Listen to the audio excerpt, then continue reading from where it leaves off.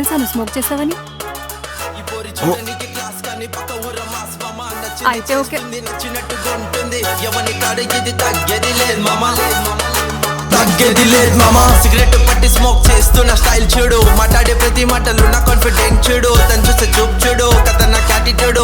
తను ప్రేమిస్తే ఏ హాని రానియదు, ప్రేమ కోసం తను ఇస్తాది జాన్ బాయ్. 3 రోజులు అవుతుందిరా బై, తిండి లేక నిద్ర లేక.